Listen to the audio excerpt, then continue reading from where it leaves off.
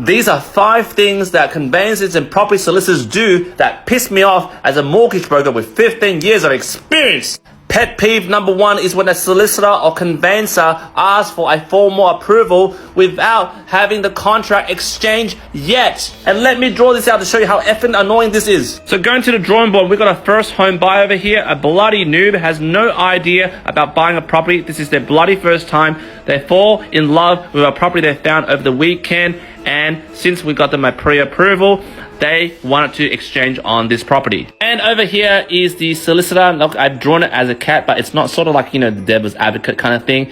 And they review the contract. But what they do is when the client is about to sign the contract, they cockblock it. They go, wait, you can't sign the contract because you don't have a formal approval from your mortgage broker, and your mortgage broker is not doing the job properly. But what this bloody mofo solicitor doesn't know is I can't produce a formal approval without a signed contract, or at least get a cooling off period so that the valuer can value the property, because the valuer won't value a property without a signed exchange contract, which then I'm able to get the report from the valuation, send it to the bank, and then from the pre-approval turn it to a formal approval so I can show it to this mofo's face that there is unconditional. But because the mofo solicitor won't get the noob first home buyer to sign the contract, I don't have a signed contract to give to the valuer to order the valuation, and I have to explain this over and over again until this noob solicitor gets it. Number 2 pet peeve is a lazy solicitor and conveyancer that only shows up at the last 11th hour of the settlement. Say this is the timeline of the settlement, usually about 6 weeks, which is about 42 days on the contract of sale.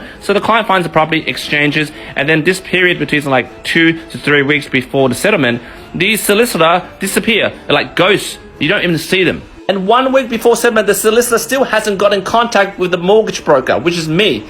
And then they have nothing in regards to the shortfall of funds, where to nominate the shortfall of funds, and whether to nominate the funds in the solicitor's account or through PEXA. And it's freaking annoying for me because I have to chase the solicitor on the client's behalf for that information whilst keeping the client calm because they're bloody anxious because they're a bloody noob. Pet peeve number 3, and this happens a lot for off-the-plan purchases, is that the solicitor of the client never informs the mortgage broker that the address of the off-the-plan has changed. And the only time that this solicitor knows that they fucked up is on settlement day, which is the 11th hour, that they realize when they're trying to book PEXA, the address don't match. Which then results in me trying to call the client to call the developer to get the updated address and inform the solicitor this is the new address and therefore PEXA can work, which is not my job. Number 4 pet peeve is an extension of pet peeve number 2, which is lazy solicitors, is they get us, which is the mortgage brokers, to call the bank settlement team for all matters relating to PEXA related inquiries. Now, to go above and beyond, we usually do that for our customers anyway because they're noobs, they're first home buyers, they have no idea what's going on. So if their solicitors don't do the job, we do the job. But just to note, our job stops when we get the loan unconditionally approved. When we have the loan unconditionally approved, we show the solicitor the reference details and they call the bank's solicitor to sort that out. And just to put it out there, we don't have the authority to represent the client legally when we speak to the bank solicitor or the vendor solicitor. We're not supposed to inquire about PEXA inquiries and what is the reference line and all that bullshit stuff that you guys are supposed to do and being paid to do. And my pet peeve number 5, my final pet peeve, is when solicitors and conveyancers have an attitude that they don't give a fuck about the customer's journey. As you know, these first home buyers, this is their first rodeo in terms of buying their first home, okay? So these guys don't give a F because they deal with so many of these guys, it's like a number to them. Like, for example, a classic case that happened this week, we told the solicitor the client has a formal approval, okay? And then settlement is actually booked. And I said to them, can you tell the client and ring them now that settlement's booked so that they can ease down because they want to take your word for it too because you're their solicitor. And it's like on Thursday, they're like, oh, you know what?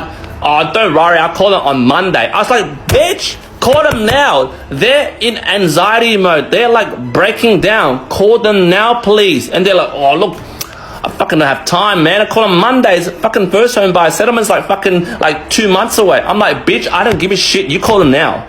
Now again, guys, this is not a blast on all solicitors and conveyancers. This is all about the lazy, incompetent solicitors. And this is usually a result of, you have the star solicitor of the practice, and then the star solicitor palms it off to some second layer solicitor, and that second layer solicitor palms off to some toilet cleaner solicitor down there, and then they deal with the client.